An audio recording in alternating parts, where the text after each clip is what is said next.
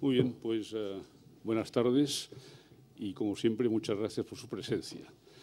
Ya saben que la Caixa y la Fundación están desarrollando un esfuerzo en el terreno de lo intangible y de lo tangible para proteger y estimular el coleccionismo y tratar de mejorar el mecenazgo. Su apoyo es muy estimulante, de manera que les agradezco mucho la presencia y, por favor, sigan viniendo siempre que puedan. Por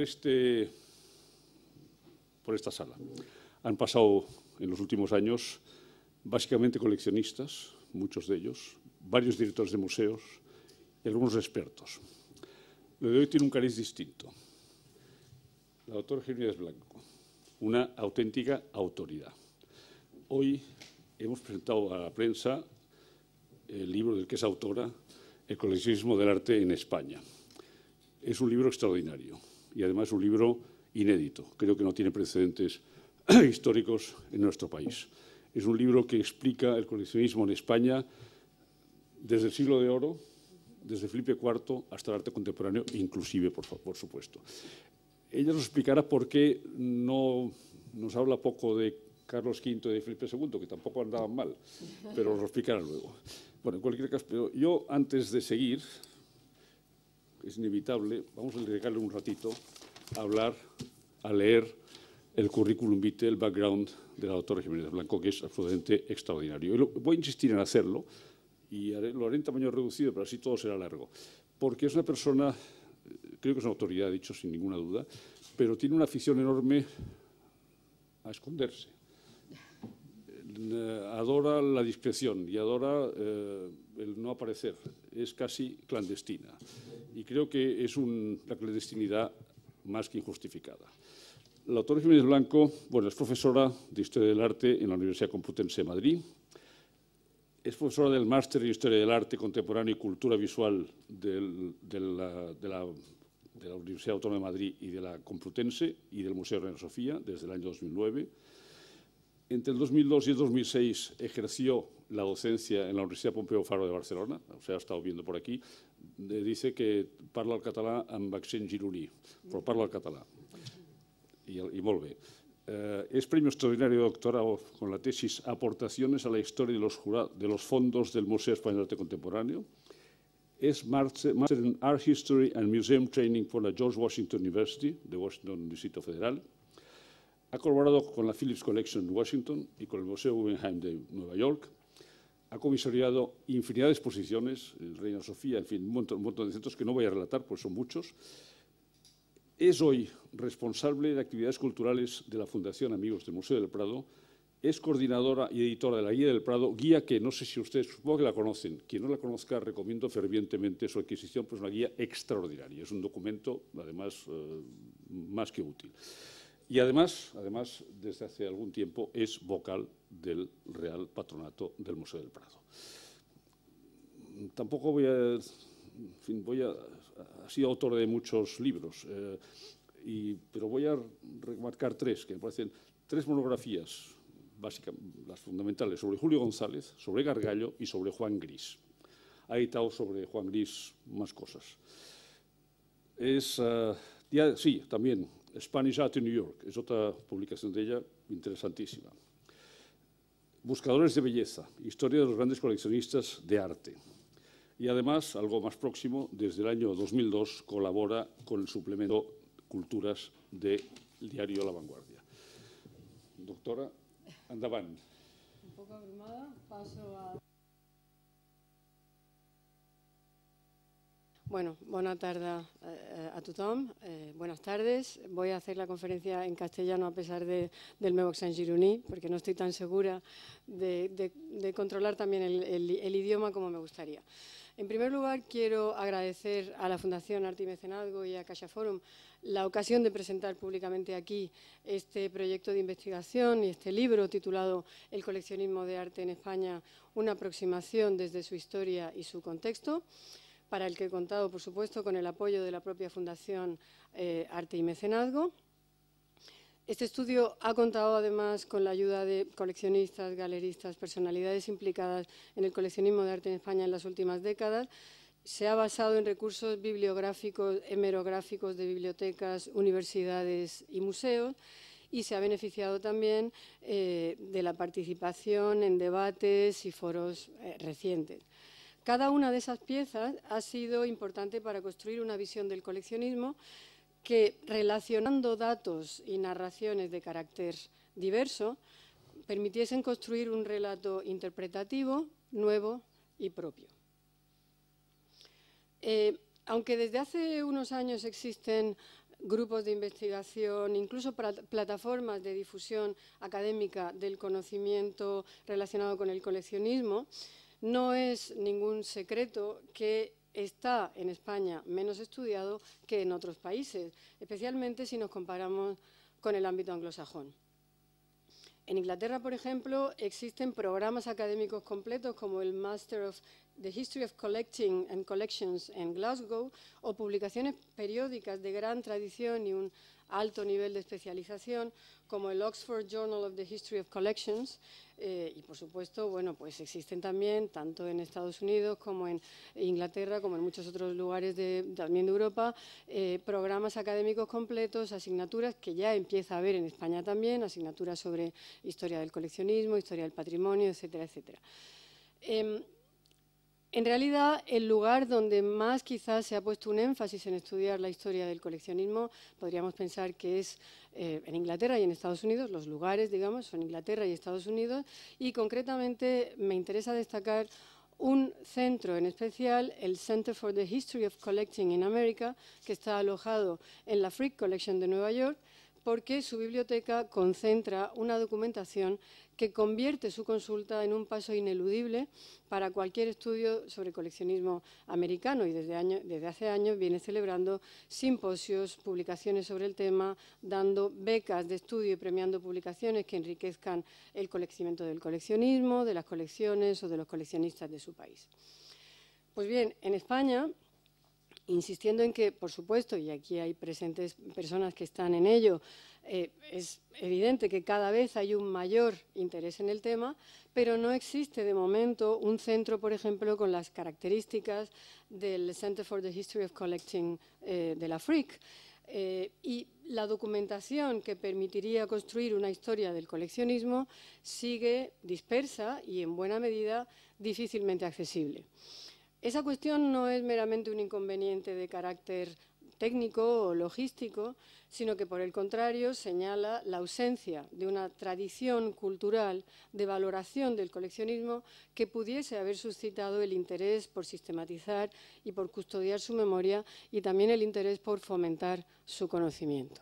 Bueno, para eso parece que estamos aquí hoy. Ya parece que empezamos a estar en un contexto algo diferente, y, bueno, en el momento en el que la Fundación Arte y Mecenazgo me hizo la propuesta de hacer este libro, pues me pareció que era necesario hacer un estudio con una perspectiva histórica, que proporcionara las herramientas para contextualizar una reflexión crítica sobre la situación actual del coleccionismo en España. En ese sentido, el libro que estamos presentando hoy, que se inscribe, es el segundo de la colección Cuadernos de Arte y Mecenazgo, pues aspira a ser, ojalá, un eslabón relevante en una cadena que esperamos que se haga cada vez más larga y más vigorosa, y, sobre todo, más visible y más accesible. Ya saben que este libro va a estar en la red y accesible a todo el que quiera descargárselo, porque recoge mucho de lo conocido y de lo publicado hasta el momento, y su objetivo es servir también como estímulo y como punto de partida para investigaciones futuras, para investigaciones posteriores. La propuesta es construir una visión no exhaustiva, pero sí panorámica, y bueno, esa visión obedece, al menos esa posición, digamos, obedece al menos a dos razones. La primera es el convencimiento de que es realmente imprescindible conocer los antecedentes históricos, el marco político y cultural y el contexto social que ha caracterizado la vida española, no ya en los últimos años, ni siquiera décadas, sino incluso siglos, para poder entender en su peculiaridad la evolución reciente y la actualidad del coleccionismo en España. La segunda razón tiene que ver con el estado actual de los estudios especializados y de los proyectos curatoriales sobre el tema del coleccionismo en nuestro país, generados principalmente desde universidades, desde museos, desde fundaciones. Desde hace más de una década, incluso podría decir que hasta 2, se produce un número creciente de tesis doctorales, de proyectos de investigación, de exposiciones relacionadas con el coleccionismo. Pero nuestro conocimiento sobre ese campo sigue siendo, a día de hoy, insuficiente. Contamos solo con aproximaciones parciales, generalmente muy interesantes, muy bien documentadas, pero que componen una imagen aún fragmentaria. A medida que he ido ahondando en el tema, me he ido convenciendo de la conveniencia, de la necesidad, casi diría que de la urgencia, de generar una imagen de conjunto. Una imagen, como decía, no necesariamente exhaustiva, no vamos a hablar hoy, desde luego, no se preocupen, pero tampoco en el libro de todos y cada uno de los coleccionistas, pero sí que necesitamos tener, como digo, esa visión general, de conjunto, selectiva, para entender la situación actual del coleccionismo en España. El afán de este estudio no es hacer un mapa a escala 1:1, como el del cuento del Aleph de Borges. No es un inventario ni tampoco una crónica. No tiene vocación enciclopédica. No se contemplan, como decía antes, todos y cada uno de los casos que componen la complicada casuística del coleccionismo español, ni pasado ni presente. Por el contrario, la intención es, y lo pueden ver si leen el libro, es plantear, como decía, desde una perspectiva selectiva, una revisión que reuniese los episodios más importantes de la historia del coleccionismo español y que también los situara en su contexto cultural, social y político, como he dicho antes, sabiendo que, si bien ese contexto no basta en modo alguno para explicar lo sucedido en cada época, es decir, no es una cuestión mecánica, no hay una relación de causa-efecto mecánica, pero sí digamos, ese contexto aporta el telón de fondo necesario para entender la situación mejor, para entender la situación actual mejor. Partiendo de esas premisas, nos hemos acercado al coleccionismo español desde 3 puntos de vista, digamos, desde 3 perspectivas, que son las que construyen los 3 grandes bloques del libro. Son los 3 bloques que vamos a seguir también de alguna manera en esta conferencia. El primer bloque tiene el título genérico de Retratos y se adentra en la historia del coleccionismo de arte desde el siglo de oro hasta la primera mitad del siglo XX. Se titula Retratos porque trata de personalidades concretas que desde posiciones muy distintas podrían hilar un itinerario por el coleccionismo español a través de 3 siglos. La idea central de esta primera parte es recordar que existieron grandes colecciones en España en el siglo pasado, en el pasado, perdón, no en el siglo pasado, ojalá en el pasado, y que tuvieron mucho que ver con las personas concretas que las impulsaron.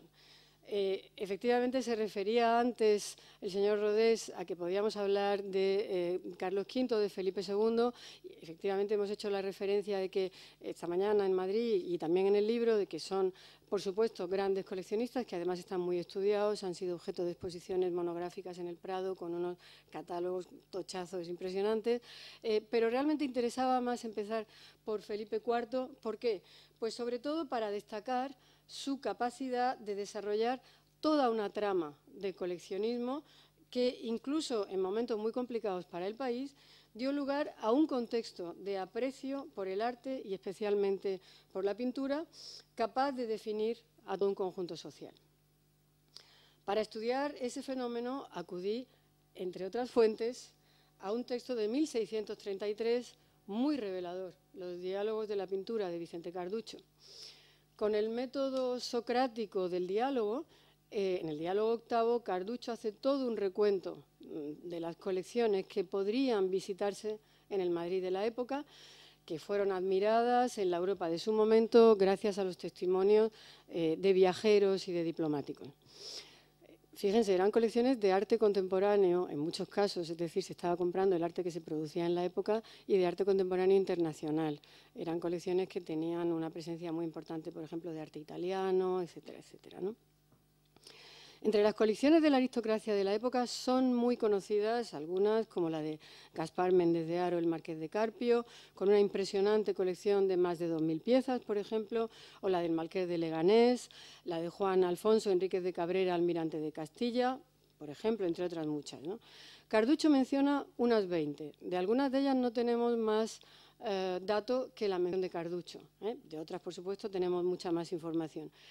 Y recuerda, por ejemplo, que la del conde de Monterrey incluía, y cito, grandiosos dibujos de nadadores de lápiz colorado de la mano de Miguel Ángel, por ejemplo, ¿no? Glosa, por supuesto, Carducho, los tesoros y el alcance internacional de todas aquellas colecciones. Y también, y eso me parece igual de importante, explica cómo fueron visitadas gracias a la generosidad de sus propietarios que, muy orgullosos de sus posesiones y de la cuidada presentación que se les había dado en sus palacios, las ponían a disposición de quien estuviese interesado en verlas. Es un texto muy significativo, entre otras cosas, porque está escrito en el marco de un tratado teórico sobre la pintura y eso indica, digamos, la importancia que se daba al hecho de coleccionar en la época. Esa toma de posición de Carducho tiene que ver con una verdadera comprensión de la importancia, no solo patrimonial, sino también cultural del coleccionismo. Carducho elogia las bondades del coleccionismo más allá de los beneficios que pueda reportar a los propietarios de las piezas. Esto es clave. Y cuenta cómo el compromiso regio había sido clave también para propiciar un efecto de contagio que diera lugar a la formación de importantes conjuntos privados. Uno de aquellos conjuntos que florecieron en el entorno de la corte sería el del archiduque Leopoldo Guillermo. Este cuadro se puede ver ahora todavía en la colección de la belleza encerrada en el Museo del Prado y es una imagen, bueno, muy conocida que, que da una ilustra, digamos, muy bien el prototipo de ese coleccionismo barroco europeo. Por supuesto, el archiduque Leopoldo se había formado en la corte al calor de ese entusiasmo por el arte de Felipe IV, etcétera, etcétera. Bueno, ese primer bloque del estudio, que llamamos retratos, esa primera perspectiva desde la que analizamos el coleccionismo en España, permite detenerse en personalidades, algunas muy conocidas y otras no tanto. Muy conocidas, por ejemplo, claro, las de los sucesivos duques de Alba, que han sido objeto de muchas exposiciones, de muchas publicaciones, algunas de ellas muy recientes, por lo que quizás no sea necesario extendernos aquí demasiado, aunque solamente sí recordaremos que, bueno, la colección de la Casa de Alba fue durante muchos siglos y aún hoy es probablemente la más importante existente en manos privadas en España y, desde luego, la de mayor tradición histórica, aparte de las colecciones reales que actualmente pueden verse en el Museo del Prado.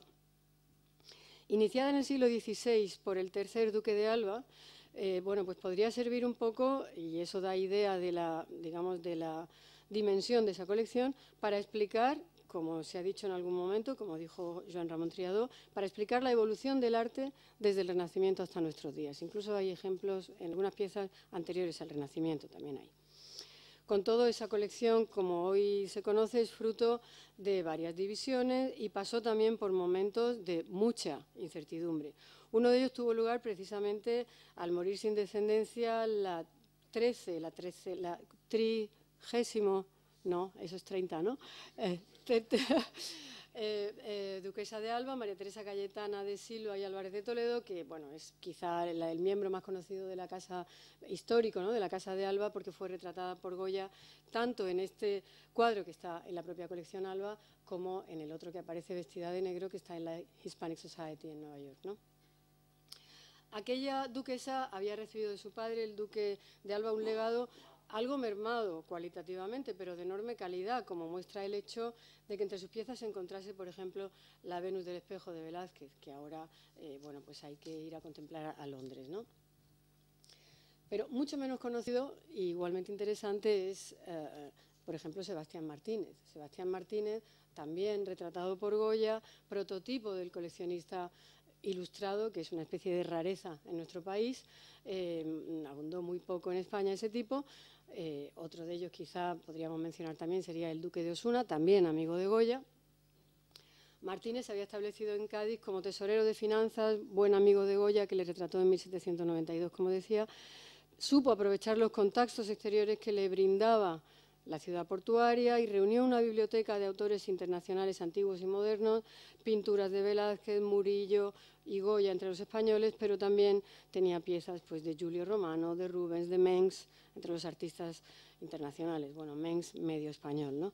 También tenía, por supuesto, grabados de Piranesi, de Hogarth, dibujos de Flaxman, que seguramente Goya vio allí, y piezas antiguas procedentes de los yacimientos de Sant'Ripetri. Otro coleccionista muy, digamos, conocido popularmente, aunque quizá no tan estudiado, es el Marqués de Salamanca, un prototipo diferente, el prototipo de burgués del 19, ennoblecido, digamos, en la última etapa de su carrera y cuyo, bueno, la suerte de cuyos negocios fueron en muchos sentidos, estuvo en muchos sentidos trenzada a la de su propia colección de arte. Su colección de arte sirvió muchas veces de, digamos, de refugio personal, pero también en esa colección encontró una tabla de salvación económica en momentos de dificultades, ¿no? Y entrando en el siglo XX, por supuesto, tenemos que mencionar a Cambó, claro, siempre hablamos de él, o con más frecuencia hablamos de él, o popularmente se habla de él desde el punto de vista político, pero es evidente que es un personaje clave en nuestro relato, entre otras cosas porque no es estrictamente un coleccionista sin más, sino que podríamos entrar de lleno en el campo del mecenazgo. Es un coleccionista que compra teniendo en cuenta a las instituciones del país, que compra estudiando muy bien cuáles son las lagunas de esas instituciones. Hay dos instituciones en especial que se beneficiaron de esa labor coleccionista de Cambó, el Museo del Prado, que tenía muy estudiado, siempre decía que había pasado muchos de los mejores ratos de su vida allí, que había hecho muchas visitas en momentos, digamos, de zozobra en Madrid. Sabía perfectamente que la colección del Prado, siendo una colección absolutamente maravillosa, tenía carencias.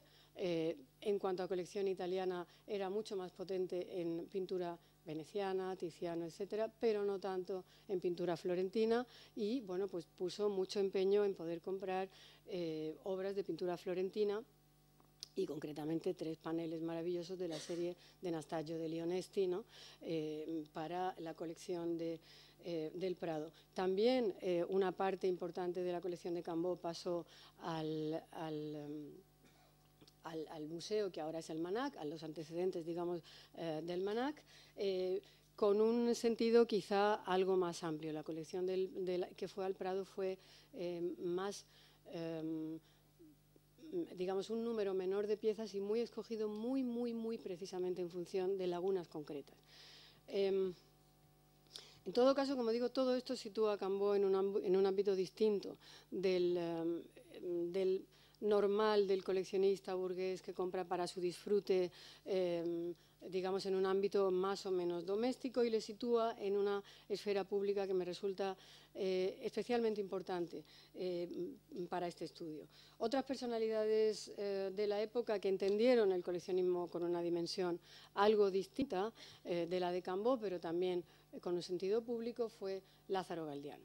Lázaro Galdiano en un primer momento compartió también, bueno, y de hecho durante bastante tiempo, compartió también con Cambó la idea de que había que hacer algo más que simplemente comprar obras y disfrutar de ellas en casa. Los dos pusieron en marcha importantes proyectos editoriales con la idea de agrandar los horizontes culturales de su país. El Lázaro, sin embargo, quizás se parece más a los coleccionistas anglosajones en otro sentido, no tanto en el de la filantropía, que al final también lo sería, porque acabaría dando toda su colección al Estado español, sino sobre todo también se parecería mucho a algunos de esos coleccionistas que hemos llamado en otra publicación buscadores de belleza, en ese sentido de querer estar rodeados, digamos, con una visión casi omnívora, ¿no? De todo tipo de formas de belleza, desde pequeñas joyas hasta primeras ediciones de libros, hasta muebles, hasta, por supuesto, pintura española del siglo de oro, etcétera. Quizá es la aportación más importante de Lázaro en el ámbito del coleccionismo, tal como le reconoció Berenson, el gran coleccionista y experto, sobre todo, y asesor de otros coleccionistas. Berenson, lo que más le reconoció a Lázaro fue su capacidad de poner en valor las tablas medievales españolas. En la Cataluña industrializada y con un contexto social y económico distinto del resto de España, se produjo un coleccionismo burgués muy desarrollado y también más concienciado respecto a la idea de institucionalizar a través del coleccionismo una determinada visión de la cultura local. Frente a otros quizá más conocidos y más expansivos, digamos, como Plandiura, me gustaría recordar a Josep Salardiz, cuyo coleccionismo discreto y eficaz acabó por crear a su modo todo un canon de modernidad, entendido con una perspectiva casi diría que noucentista, ¿no? Y, en fin, podríamos seguir hablando de muchas otras individualidades que se distinguieron en el campo, en el ámbito del coleccionismo, antes de mediados del siglo XX. Antes de llegar a ese momento histórico, sin embargo, se hace preciso analizar episodios complejos, coincidentes con la Edad de Oro, ya no la española, no nuestro siglo de oro, sino la Edad de Oro del coleccionismo burgués, europeo y americano, la segunda mitad del XIX, los primeros años, las primeras décadas del XX, cuando España se convierte otra vez en un lugar clave del coleccionismo internacional, pero esta vez por razones opuestas a las del siglo de oro. Muchos de nuestros tesoros, de nuestro patrimonio, digamos, fluyeron a colecciones privadas, hacia colecciones extranjeras, fundamentalmente americanas, inglesas, francesas. Ese fenómeno ha captado, como saben algunos miembros de la audiencia, ha captado una atención comparativamente más importante en los años recientes y ha sido generalmente abordado con una visión muy severa, justamente, con razón, por su trascendencia posterior, porque mermó considerablemente el acervo cultural del país. Por eso mismo, y con el objetivo de estudiarlo desde una óptica, digamos, lo más analítica y desapasionada posible, me parecía importante también en este libro contextualizarlo y seguir las trayectorias personales de todos los agentes implicados y además también ponerlo en relación con un cambio radical que se produce en la fortuna crítica internacional del arte español. Como se sabe, bueno, si antes del romanticismo el arte español era generalmente ignorado o despreciado como desviación provinciana de los cánones de excelencia europeos, fundamentalmente encarnados, claro, por el arte italiano y por el arte francés, bueno, pues después de los saqueos de las guerras napoleónicas, de las desamortizaciones eclesiásticas y también por la falta de apego, todo hay que decirlo, de los propietarios de algunas de las piezas en España, bueno, pues digamos que también por los apuros económicos de algunos de ellos, hay que decir que, bueno, pues se pusieron en la circulación internacional, muchas piezas de arte de la llamada Escuela Española, que empezó entonces a ser mucho más visible fuera de nuestras fronteras y empezó a ser, bueno, conservada primero y apreciada y estudiada después en colecciones y en museos de arte europeo y americano. Y especialmente fueron apreciados además por todo lo que antes tenían de despreciable, es decir, por su carácter anticlásico, por su carácter anticanónico. En ese sentido es importante detenerse en una idea obvia que hemos comentado algunas veces preparando este libro y que atraviesa un poco todo el estudio y al que de alguna manera hemos aludido ya. Me refiero a que en general el coleccionismo es el índice de la fortaleza de un país. Hay una cita de Javier Portus que siempre hago cuando llegamos a esto, es el conservador jefe del Departamento de Pintura Española antes de 1700 del Museo del Prado, es decir, sabe muy bien de lo que habla, cuando dice lo siguiente: la creación artística y el coleccionismo están íntimamente ligados a la actividad económica y son extraordinariamente sensibles al estatus político que en cada momento tiene el respectivo país. España, cuando fue poderosa, acumuló patrimonio y cuando dejó de serlo, lo perdió. en un proceso inexorable que solo puede ser contrarrestado, pero nunca parado por una legislación protectora o por un estímulo a los museos. Es deseable, por supuesto, que exista esa protección y esa legislación, pero no es suficiente, es lo que nos viene a decir Javier Portús. De hecho, ese movimiento de obras de arte que tiene que ver con el poder comparativo de los países, bueno, es obvio que ha pasado en la historia desde siempre, no hay más que pensar en Grecia y Roma, y a partir de ahí ya ha pasado siempre, ¿no? Bueno, la segunda parte del libro tiene que ver con el paisaje, tiene que ver con el contexto y, bueno, pues es una forma distinta de aproximarse al coleccionismo. Cambiamos un poco de perspectiva y empezamos a hablar de algo que tiene más que ver con el coleccionismo, digamos, en la edad estrictamente contemporánea.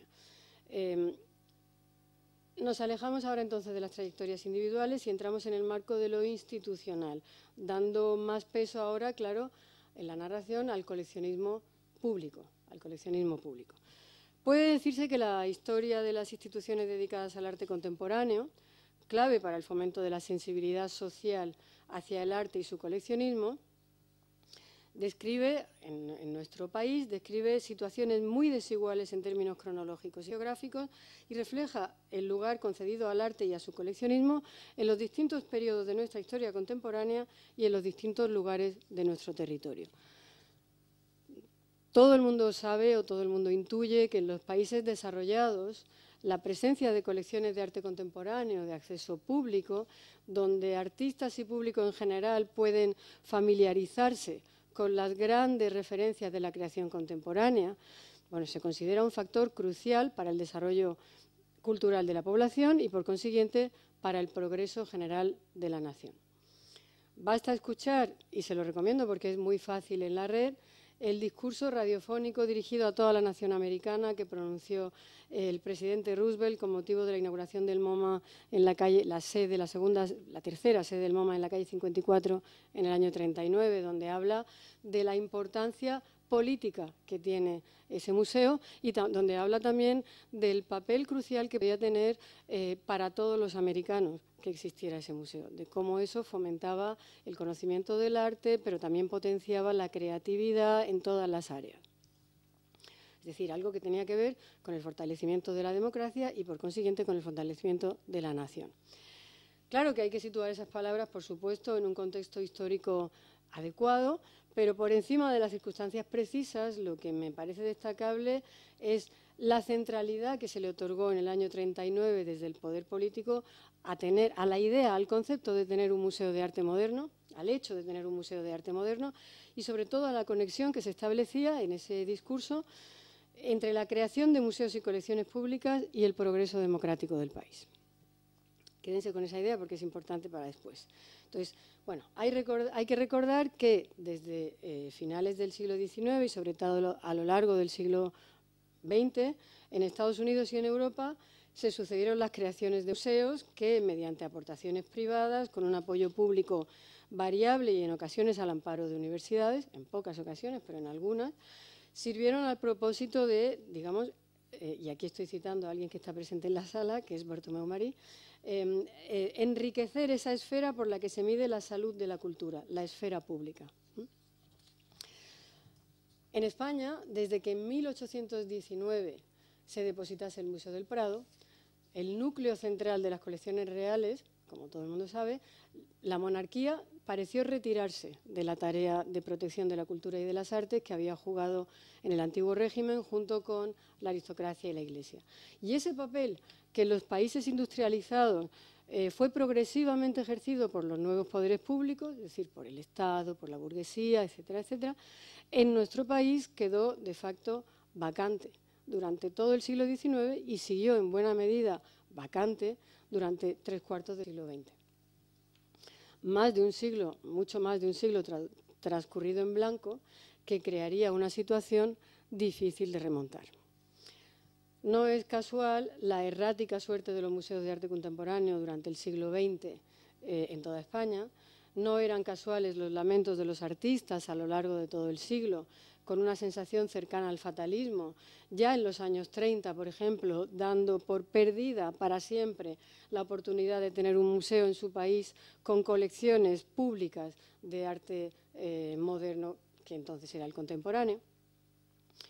Realmente, bueno, el Museo del Prado, como pueden ver ahí, realmente hay algunos momentos en los que parece que puede haber una renovación. Uno es en la República, donde no acaba de conseguirse a través de, digamos, de la dirección de Juan de la Encina, que era un personaje muy cultivado y muy querido en el mundo de los ambientes de vanguardia, no acaba de, digamos, de darse el paso de la modernización total de la colección.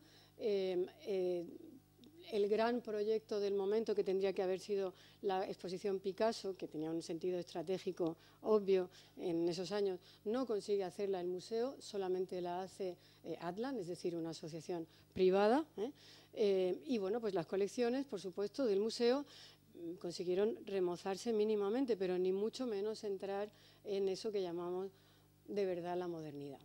Bueno, aquí tienen un ejemplo de cómo se remodelaron esas salas queriendo ser más modernas. Era un museo que, bueno, pues que ocupaba solamente unas salas en los bajos de la Biblioteca Nacional, del edificio de la Biblioteca Nacional, las salas que están a la derecha de la escalinata principal. A lo mejor ha ido alguno de ustedes allí a ver exposiciones.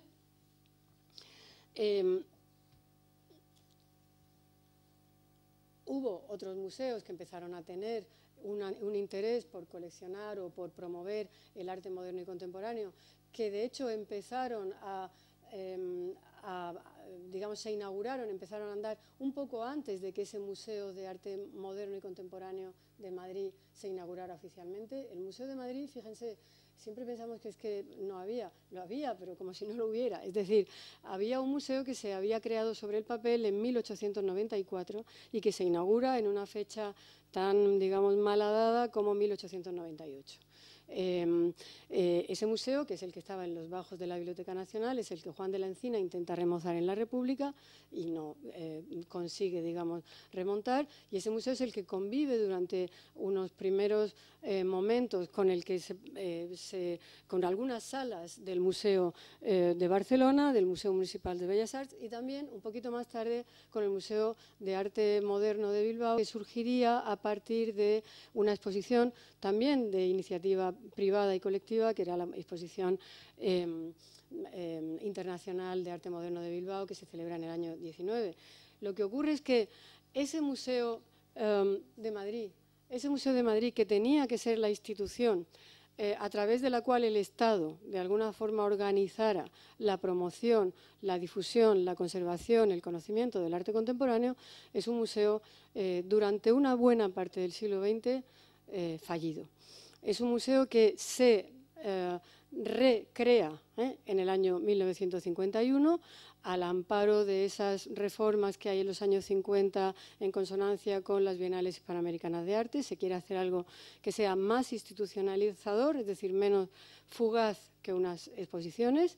Se crea sobre el papel, pero el director del museo, José Luis Fernández del Amo, un arquitecto muy conocedor del arte joven, contemporáneo de la España de la época, porque en realidad emplea a todos los artistas jóvenes en los pueblos de nueva colonización que él mismo hace, nunca consigue crear una colección para el museo con los nombres que él consideraba imprescindibles, que eran, por supuesto, los obvios: Picasso, Miró, etc. ¿Qué quiere decir eso? Pues quiere decir que ese museo, en época de Fernández del Amo, nunca llega a abrir sus puertas oficialmente. Lo que haría Fernández del Amo sería derivar su actividad hacia otros lugares fuera, como los congresos que hace en Santander o la Sala Negra en Madrid, etcétera, etcétera. El sucesor de aquel museo que no consigue tener una colección en los años 50, que en los años 60 abre bajo la dirección de otro arquitecto, que es Fernando Chueca Goitia, tendría una sede propia por primera vez en los años 70, es decir, dejaría de estar en unas salas prestadas de la Biblioteca Nacional para tener una sede propia en el que enseguida se llamó MEAC, Museo Español de Arte Contemporáneo, en la Ciudad Universitaria. Ya el hecho de colocarlo fuera del centro de Madrid también era bastante significativo. Ese museo fue un museo, como saben, también muy polémico y realmente, bueno, solo en la época de la transición, incluso me atrevería a decir de la segunda transición, es decir, la segunda mitad de los 80, después de la llegada de los socialistas al poder, bueno, pues solo empieza realmente a cambiar y a convertirse en lo que iba a ser el Museo Nacional Centro de Arte Reina Sofía en ese momento. ¿Por qué?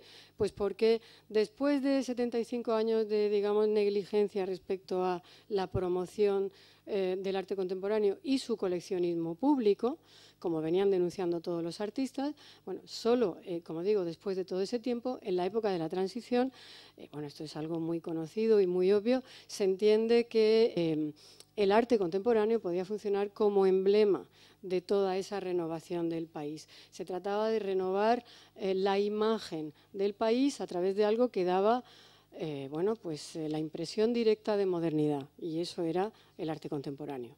Y eso tiene como digo, como expresión clara ese esfuerzo que se hace por tener, ahora sí, de verdad, un museo, una estructura estable que se relacionara con el arte contemporáneo, que sería ese Museo Nacional Centro de Arte Reina Sofía, que bueno, empieza a andar entonces con muchas complicaciones también, porque tenía que heredar la colección previa, que era una colección en la que, como dijo en algún momento Sempere, el artista que conocía muy bien porque formaba parte de su patronato en un momento dado, hablaba de que la colección heredada, la que venía del MEAC, faltaba y sobraba casi todo, es decir, había muchas cosas, pero realmente ninguna, muy pocas servían.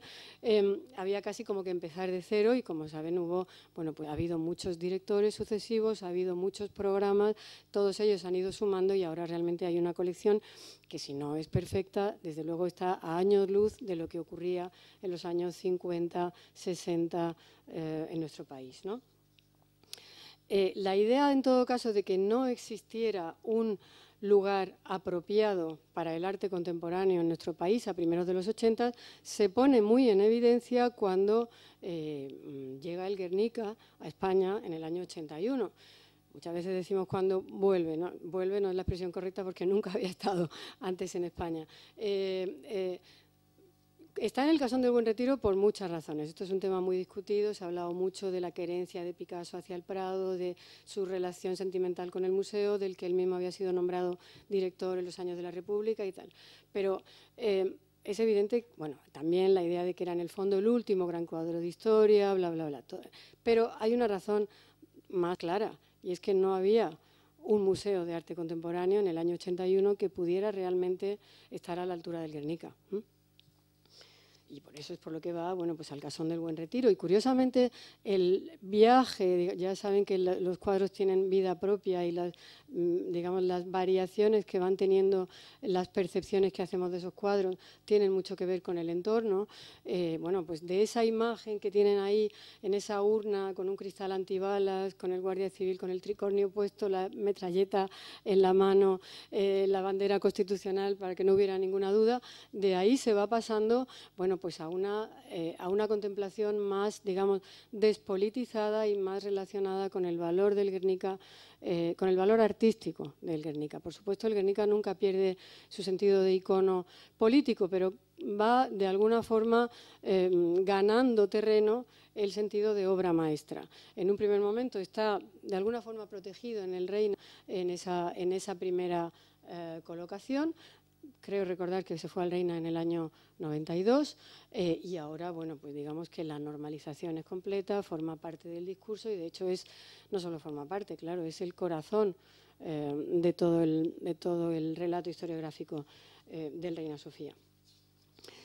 Claro, aquí hay varios conceptos clave que tienen mucho que ver con todo lo que estamos diciendo y que se oían mucho en la época y están en todos los textos de la época, que son los conceptos de normalización, homologación, democratización, que son muy importantes para entender la cultura española de las décadas finales del siglo XX y que afectan, lógicamente, al coleccionismo de arte público y privado y, además, también a una incipiente visibilización de la figura del coleccionista. Por eso, la historia general del coleccionismo en España no puede trazarse sin tener en cuenta esa tensión esa relación entre coleccionismo público y coleccionismo privado, que puede resumirse en función de varios factores. El primero, ya lo hemos dicho, es el vacío que supuso en el terreno del coleccionismo, sobre todo público, pero en consecuencia también privado, a lo largo de todo el siglo XIX y en buena parte del XX. Durante todo el siglo XIX y durante una parte del XX, a falta de grandes colecciones de museos abiertos al público, hubo otras instituciones que hicieron una especie de labor de suplencia y fueron creando sus propias colecciones. Lo que ocurre es que no tenían la misión que tiene un museo. Su intención no era crear digamos, un abanico de ejemplos para poder estudiar la historia del arte, no se trataba de dar referencias a los artistas, además tampoco estaban tan claramente accesibles al público. Una de esas instituciones, por supuesto, es el Banco de España, el original del Banco de San Carlos. Otra muy claramente es la de las cámaras, el Congreso de los Diputados y el Senado, que fueron haciendo también sus propias colecciones, en algún sentido, igual que el Banco de España, casi como una galería de hombres ilustres al principio, es decir, como retratos, pero después empezando a tener, bueno, pues un sentido coleccionista mucho más amplio. Como digo, de alguna forma son las colecciones más importantes que se hacen en el XIX en España con un sentido público, pero no son museos accesibles, no estaban pensadas como un museo, no estaban a la disposición ni de los artistas ni del público. En muchos casos esa suplencia, que como digo hicieron en el XIX algunas instituciones, con todas esas salvedades que estoy diciendo, en el siglo XX ese mecanismo de suplencia lo hicieron también coleccionistas privados. En un caso paradigmático es el de Cuenca, el de Zóbel, que en los años 60 entendió el coleccionismo de arte contemporáneo como vía de formación de un patrimonio cultural y como forma de apoyo a la creación contemporánea. Es llamativo, haciendo este estudio y hablando con muchos coleccionistas y con muchos artistas, cuántos de ellos invocan el ejemplo de Zóbel, cuántos de ellos parten de lo que significó Zóbel. Había un primer factor, como hemos dicho, que es ese vacío frente al cual se activan determinados mecanismos de suplencia, por un lado institucionales, por otro lado, en algún caso, como este, como decía, privados. El segundo factor, que es muy importante tener en cuenta para entender todo lo que ha pasado y lo que pasa ahora, es el contraste fuertísimo que existe entre todo ese vacío que acabamos de describir y el supuesto boom de las décadas finales del siglo XX. Ya hemos dicho que en el marco de la transición política a la democracia se estimó que la imagen de la modernidad que el país quería proyectar podía proyectarse también mediante una nueva forma de tratar el arte contemporáneo. Paralelamente a la creación del propio Reina Sofía que veíamos antes, con todos esos políticos concentrados en esas inauguraciones, bueno, pues esa idea de dar una imagen de modernidad del país se reflejó en exposiciones organizadas por parte del Centro Nacional de Exposiciones con un sentido en muchos casos muy claramente didáctico, en algunos casos además dedicadas a coleccionistas, lo cual ayudó a visibilizar la figura del coleccionismo y del coleccionista en particular y a darle un cierto prestigio. La de Pansa, desde luego, fue un caso clave y se ha hablado tantas veces de lo importante que hubiera sido para España dar el paso de comprar esa colección, etcétera, etcétera.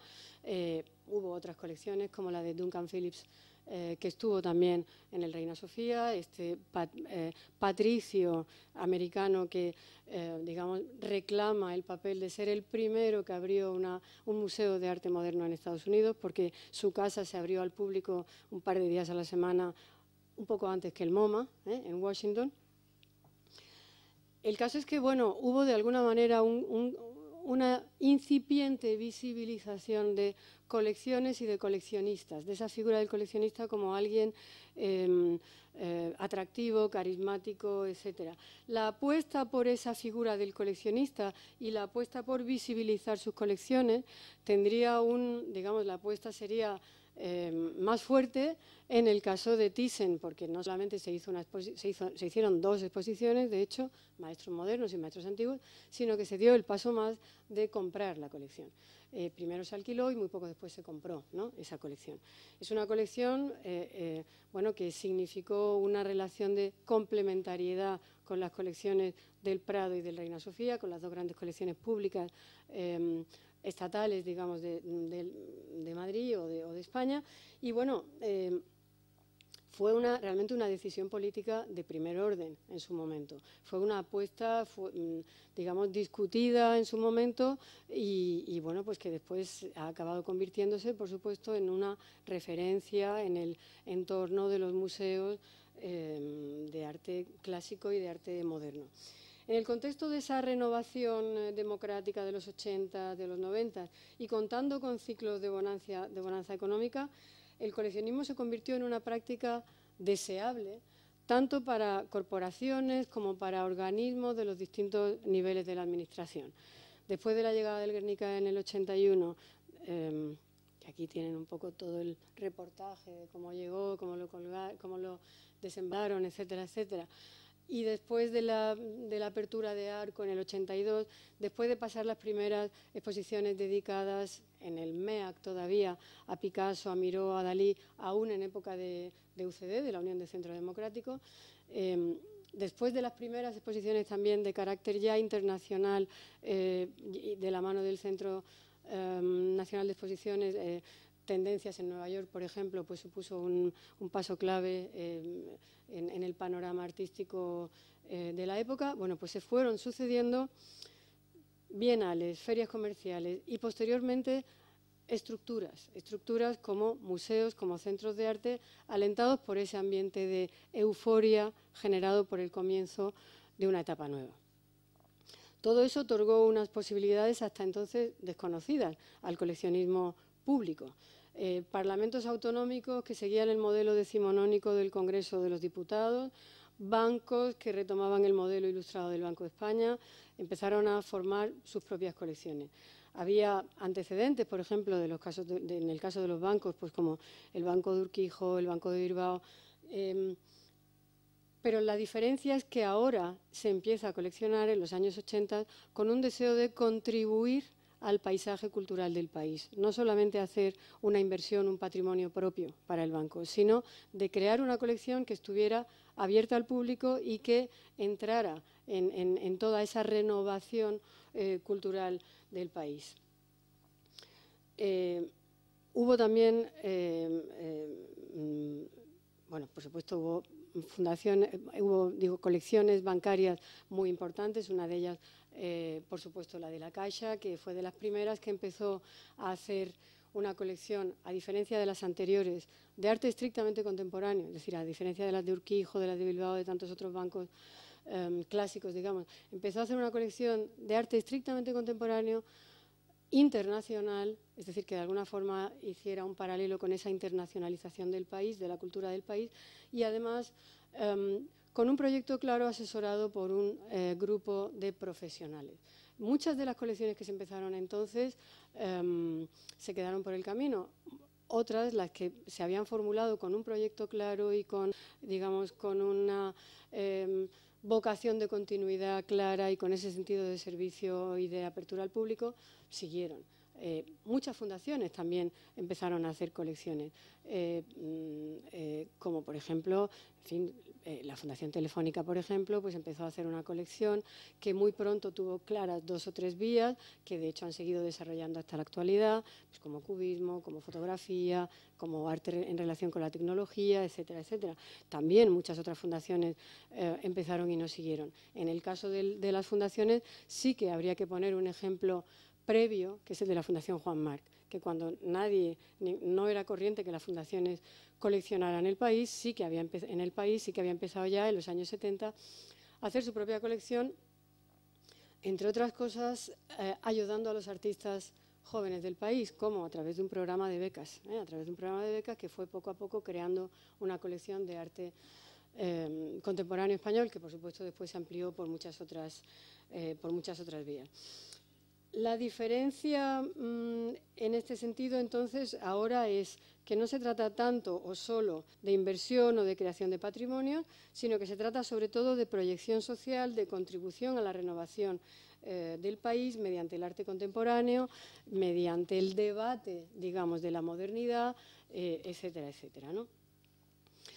Todo eso dio lugar también, como decía, a toda una serie de museos, a toda una serie de estructuras. Ahora ya saben que estamos en el otro lado del debate y hay muchos foros que están hablando continuamente de, bueno, pues que habría que abrir un periodo de reflexión sobre cómo se hizo todo aquel proceso, sobre si faltó precisamente reflexión, si faltó coordinación, si faltó sobre todo, digamos, madurez en el sentido de que las colecciones se hubieran apoyado en un tejido que estuviera preparado. Eso puede decirse de muchos casos de los que se han producido en España. No en el MACBA, que como decíamos antes, bueno, pues en el fondo recoge una tradición en Cataluña de coleccionismo y de ayuda al arte contemporáneo, en realidad mucho más arraigada que en otros lugares de España.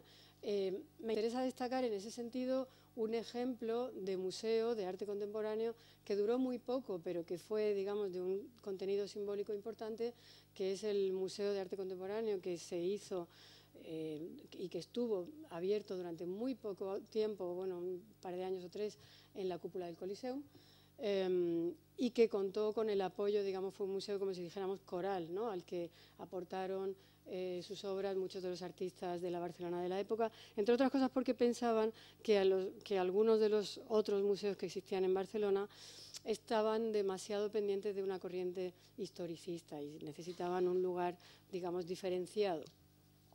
Era el museo que, bueno, pues que dirigió Cirici Pellicer y que contó también con el apoyo de Cesario Rodríguez Aguilera, ¿no?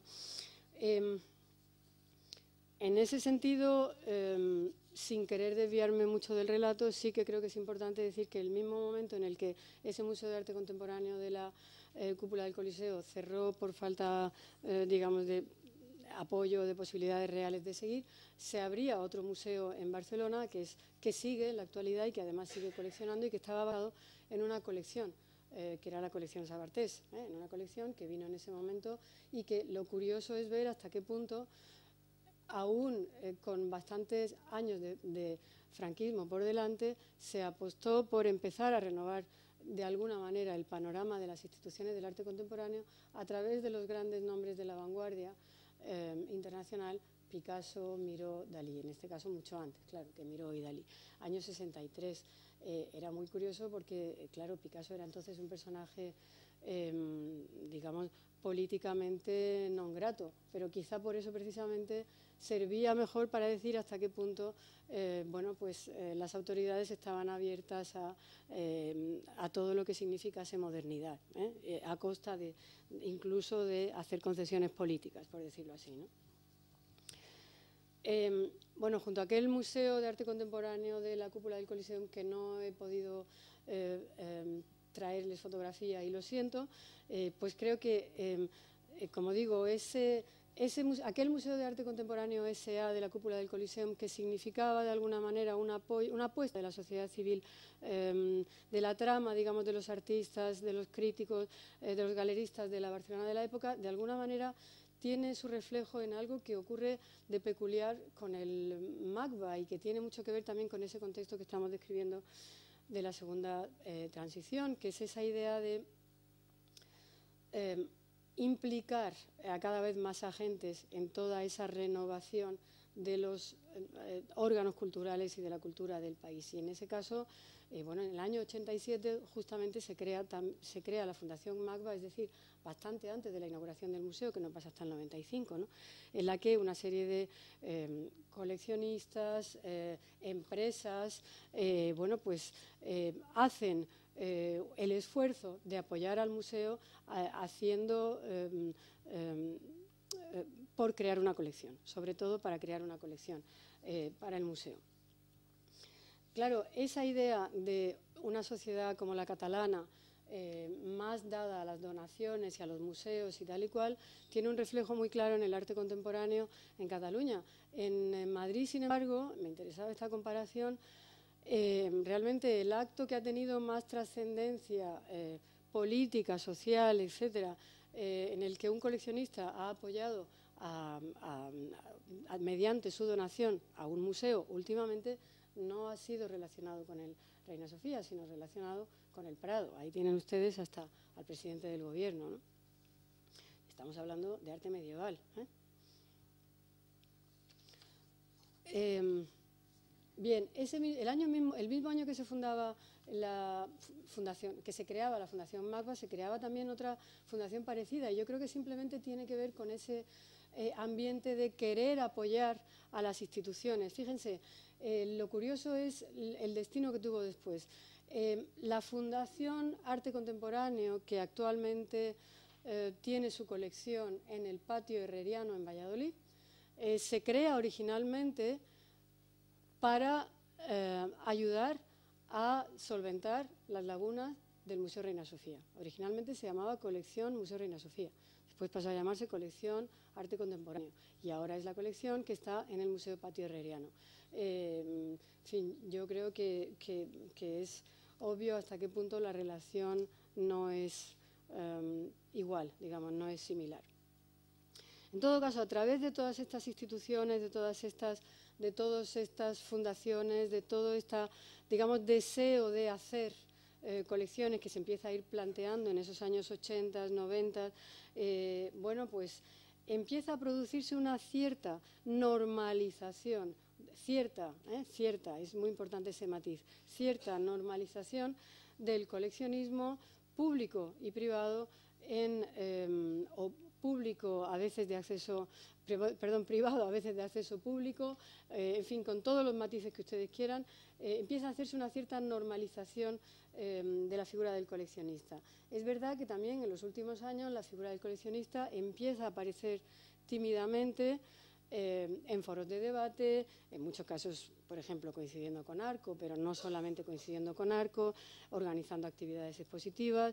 Muchos coleccionistas también han empezado a abrir, y en eso también hay una diferencia importante entre Barcelona y Madrid, han empezado a abrir sus colecciones a través de fundaciones al público, pero no se trata solamente de abrir las puertas, sino simplemente también de crear en esas fundaciones una especie de lugar de debate sobre el tema del coleccionismo, de abrirse a, bueno, pues a colaborar con programas universitarios, a colaborar con iniciativas de todo tipo, es decir, utilizando el coleccionismo como punto de partida para hablar de otras cosas también.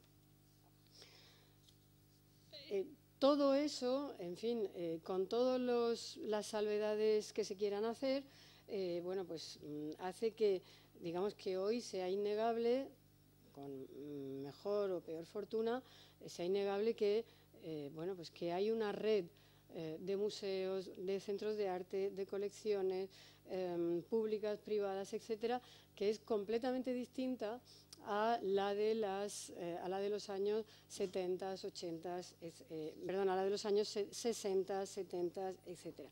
Todo eso tendríamos que decir que es favorable en general al desarrollo del coleccionismo, pero quizá, como decíamos antes, en esa falta de reflexión y en esa euforia, en ese entusiasmo, se ha hablado de la época del entusiasmo, de la edad del entusiasmo, refiriéndose a ese momento, ¿no?, de la segunda transición, quizá, bueno, en esa precipitación lo que ocurrió fue que se produjo un movimiento en muchos sentidos artificial.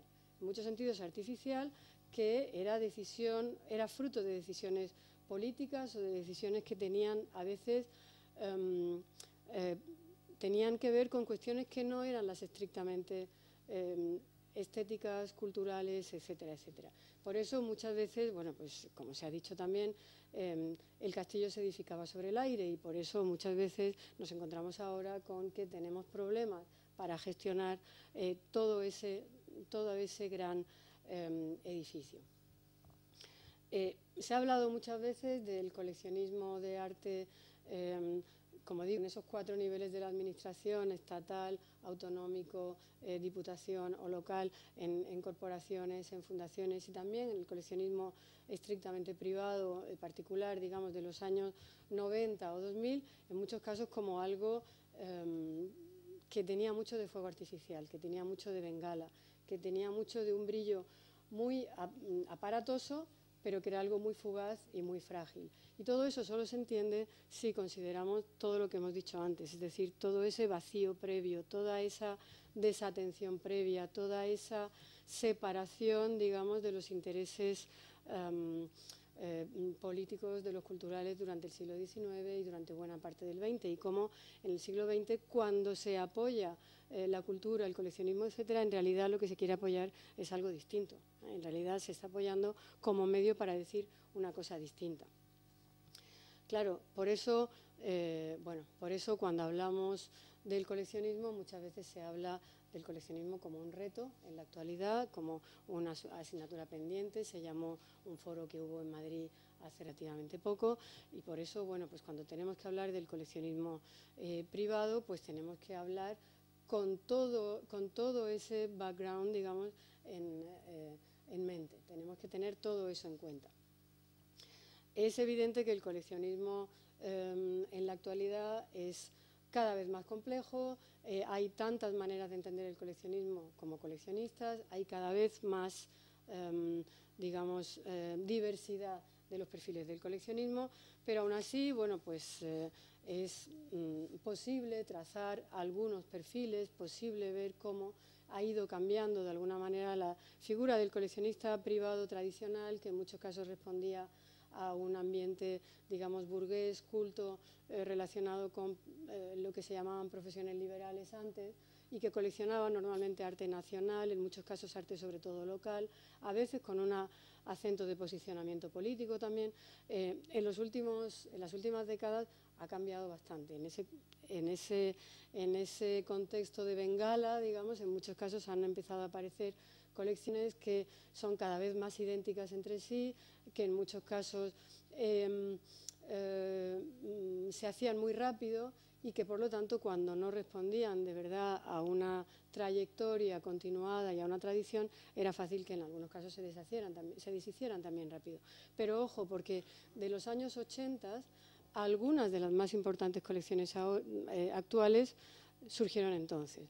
También ha ocurrido con algunos de las colecciones, o con algunos, digamos, de los esfuerzos más importantes para el coleccionismo público. Mucho de lo más sobresaliente del coleccionismo público actual tiene que ver con el esfuerzo que se hizo en los 80, con todas las salvedades que se quieran hacer, ¿no? En todo caso, es verdad que bueno, pues ese coleccionismo privado es un coleccionismo siempre digamos, personal. Se ha hablado muchas veces de que el coleccionismo en muchos sentidos responde a algo parecido a un autorretrato. Antes me preguntaban cómo se definía una colección, y les decía que, entre otras cosas, tendría que tener sobre todo un sentido. Es decir, no se trata de una acumulación de piezas, sino que tiene que tener algo que las una a todas ellas y que les dé un relato. Ese relato no tiene que ser estable, el relato puede ir cambiando a medida que cambia también el coleccionista, obviamente.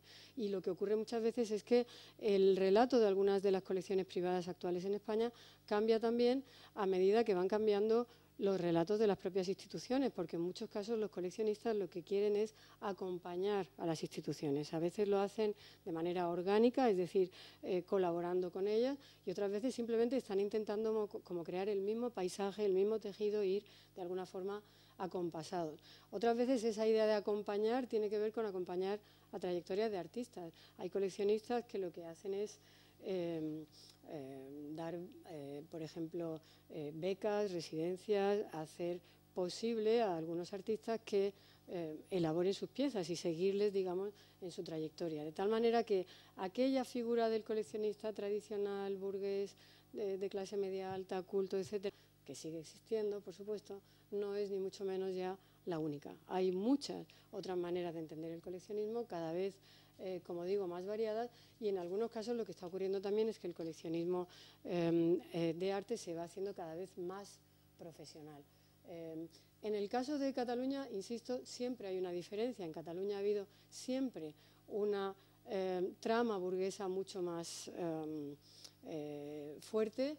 ha habido una tradición de comercio de arte también mucho más fuerte. Era natural para una familia burguesa coleccionar arte y además, si era posible, arte catalán, y además ayudar con él a las instituciones culturales digamos, de su entorno. En ese sentido era distinta, digamos, la situación de lo que ocurría en algunos otros lugares de España. En todo caso, ese coleccionismo privado,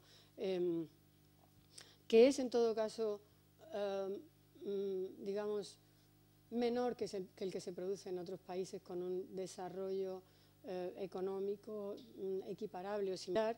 En España siempre hemos tenido, como digo, ese vacío que remontar, siempre tenemos esa ilustración que nos falta, ese 19 que nos falta, y por lo tanto digamos que los dos grandes problemas que tenemos, o el principal del que se deriva el segundo, es que tenemos una falta de tradición, de sensibilidad social hacia el coleccionismo, pero no solo hacia el coleccionismo, hacia el arte contemporáneo en general y por lo tanto hacia su coleccionismo, que hace que, bueno, pues efectivamente nuestro coleccionismo, con lo mucho que ha avanzado en los últimos años, o con lo mucho que ha cambiado, no sé si la palabra es avanzado, pero cambiado, sigue teniendo muchísimo de reto, sigue teniendo mucho camino que recorrer. Por supuesto, la otra cuestión, el otro problema por resolver, como decía, además del de la educación, que es el principal, el más importante, y desde luego no es un problema que se resuelva a corto plazo, es un problema que tiene que ver con muchas generaciones, con varias generaciones por delante al menos. El otro problema es, por supuesto, el problema político. Es el problema que en realidad es del que estamos hablando todo el tiempo cuando trazamos ese capítulo de paisajes y de la falta de museos y de la falta de apoyo.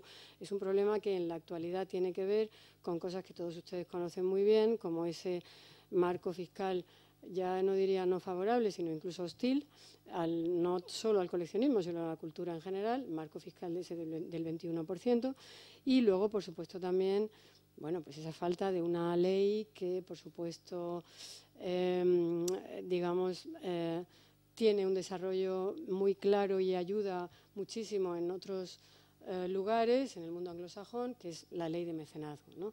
Esa ley de mecenazgo que, bueno, pues no acaba de llegar y no se sabe muy bien si no está ni se le espera o exactamente qué posición es la que tiene.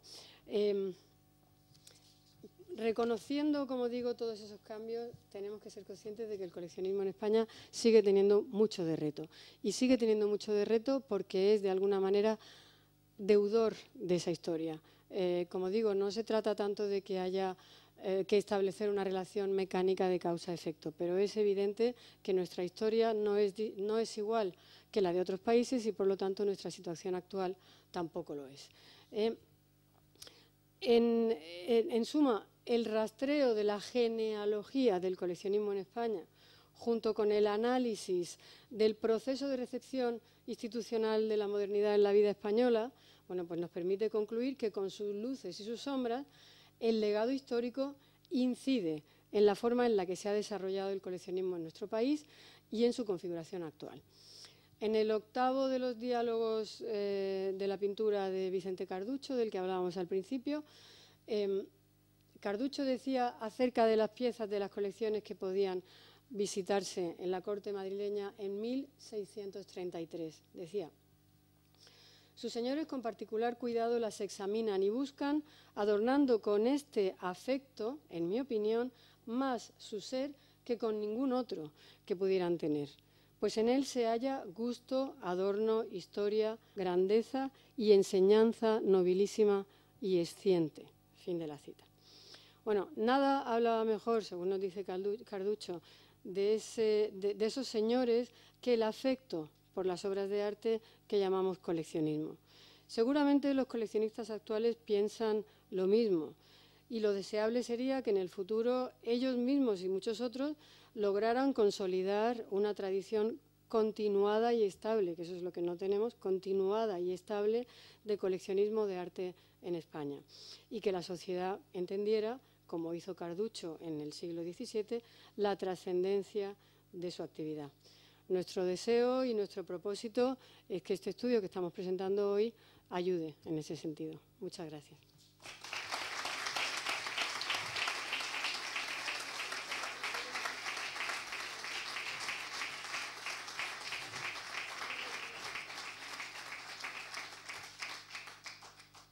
gracias por tu conferencia lección magistral al mismo tiempo, que ha sido más que interesante como era de esperar. No sé si alguien quiere intervenir, quiere hacer alguna pregunta o algún comentario. ¿No? Está todo tan aburrido. Ya se ha aburrido del todo, ¿no? Se han quedado planchados. ¿Sí?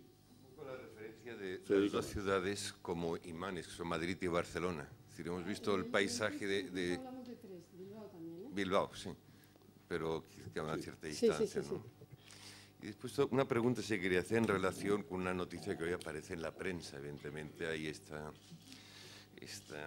gran noticia de la venta en la subasta de Bacon, pero había en titular, en primera página de la prensa, esta desaparición del coleccionismo de la clase media, haciendo referencia en las décadas, por ejemplo, 70, incluso antes de los 80, los 70. En este país sí que había una clase media que incluso compraba algo que apenas ya existe, que es obra gráfica.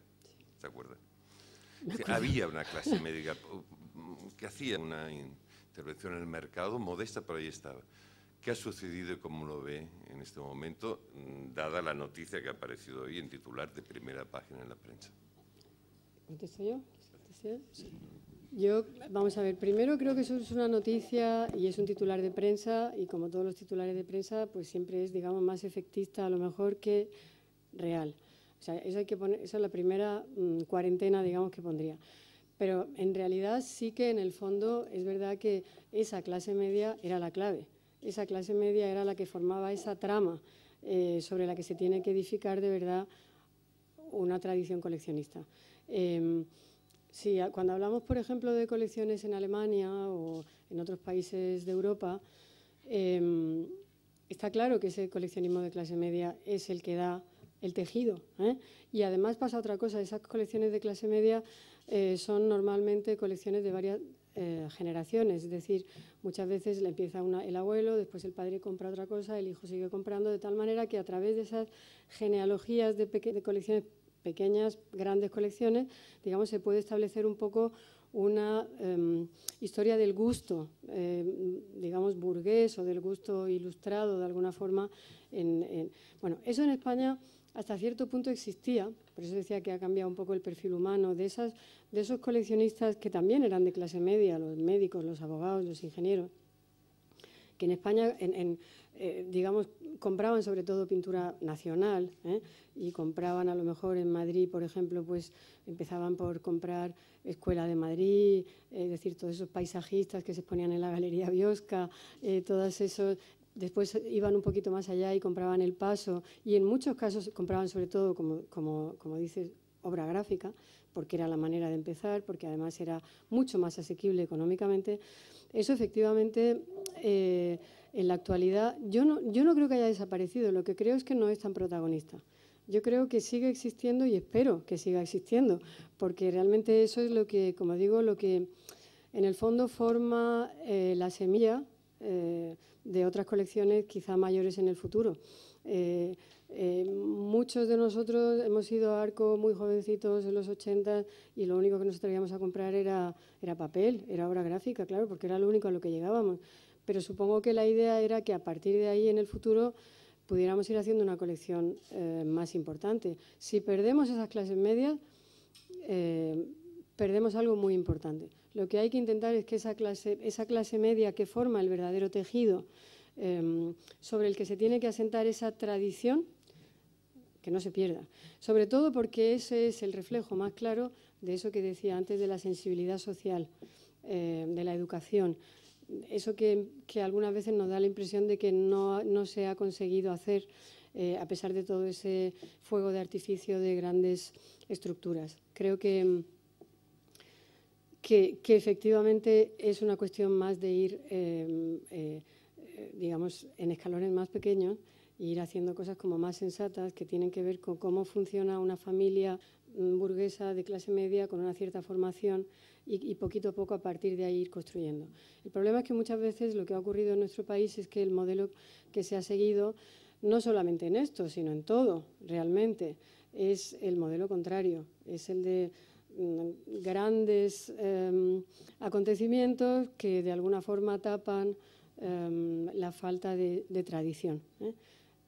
En el fondo, todo eso, insisto, todo eso tiene que ver con que nos falta ese más de siglo y medio de interés por el arte que se hacía en nuestro país, ese siglo y medio de protección por el arte, de fomentar el interés por el arte. Y como digo, ya en los años 30, en el libro hay un texto de algunos de los artistas, muy pocos días después de proclamarse la República, la Segunda República, hay una carta a los poderes públicos, así, Carta a los Poderes Públicos se titula, en la que se dice que, bueno, que ya es imposible hacer una colección pública de arte contemporáneo, porque ya lo que no se ha comprado no se va a poder comprar. Los artistas ya entonces sentían muy claramente que se había perdido mucho tiempo y que realmente faltaba algo que sirviera para sensibilizar, que son las colecciones públicas, sensibilizar al público general de lo importante que es convivir con referencias artísticas y que eso no es un lujo, sino parte de su vida.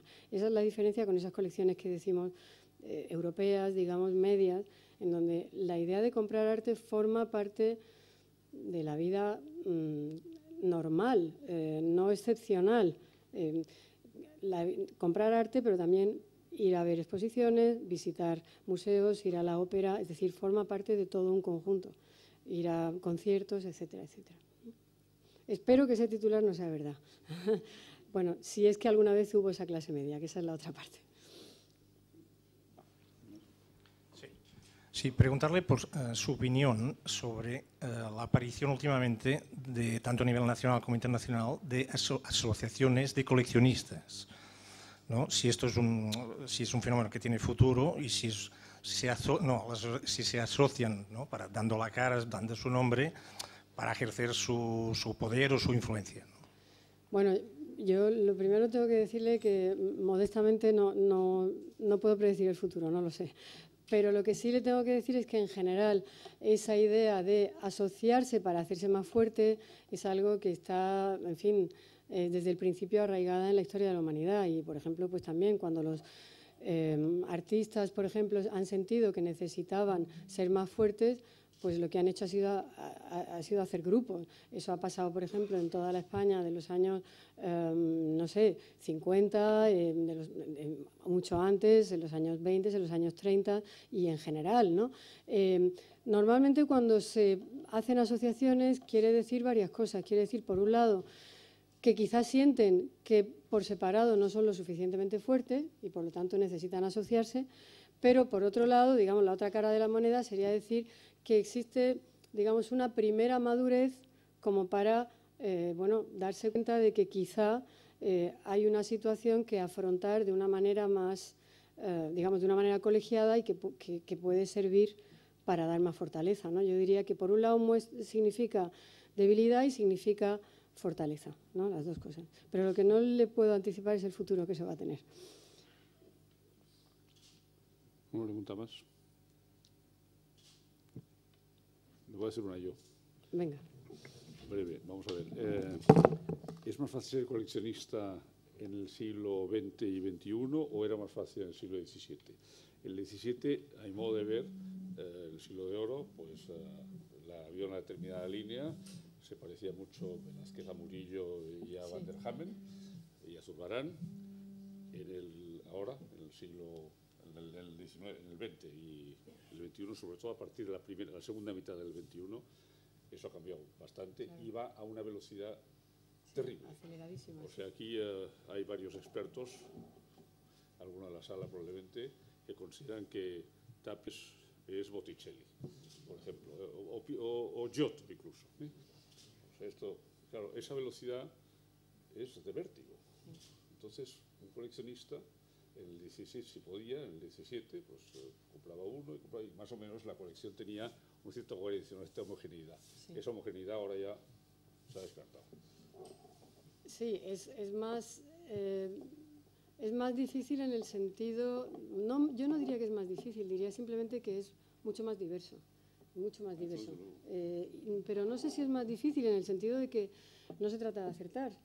Cualquier coleccionista quiero decir, no es una quiniela que tengas, que el futuro te vaya a refrendar necesariamente. Lo es solo si lo ves en términos estrictamente de inversión económica, a lo mejor, o de fortuna crítica del artista. Pero los coleccionistas, digamos, no sé cómo decir, los coleccionistas realmente apasionados, en el fondo les da igual que esa obra en el futuro vaya a ser más valorada o menos. Lo que quieren es tenerla porque es esa la que les gusta. Y en ese sentido creo que no ha cambiado. En ese sentido creo que se trata de hacer una elección que, como decía antes, tiene mucho que ver contigo. Hacer una elección que tiene que ver con tus posicionamientos. En general. Es igual de fácil o difícil que... Es igual de fácil o difícil. En el fondo ha sido siempre fácil y siempre difícil. Y también hay otra cosa que es muy importante decir, que muchas veces cuando se habla, claro, el coleccionismo del siglo XVII, del XVIII, del XIX, en realidad era algo muy elitista, eran muy pocos los que podían comprar. Eso podríamos decir que, igual que ocurre en el presente, es mentira. Había también coleccionistas muy modestos que hacían colecciones que ahora son mucho menos conocidas porque no se estudiaron tanto o tal y cual, pero podemos intuir a través de la literatura y a través de, digamos, de otras vías, que realmente había gente que quería coleccionar y coleccionaba. A lo mejor no un Tiziano, a lo mejor no un Rubens, pero si se querían rodearse de arte, se rodeaban. Bueno, muchas gracias. Esto lo vamos a quitar. De arte catalán, que además la tenemos aquí, tan cerquita, en el pueblo español. Entonces, esto, no sé, pero claro, es un hecho también interesante. Sí, claro, es otra de esas colecciones que, como decíamos antes, bueno, pues están abriendo al público, ¿no? Y está en un lugar, pues eso, de acceso, completamente de acceso abierto, ¿no? Sí. Muchas gracias. Pues gracias a todos ustedes y, como he dicho al principio, sigan viniendo, por favor, siempre que puedan. Muchas gracias.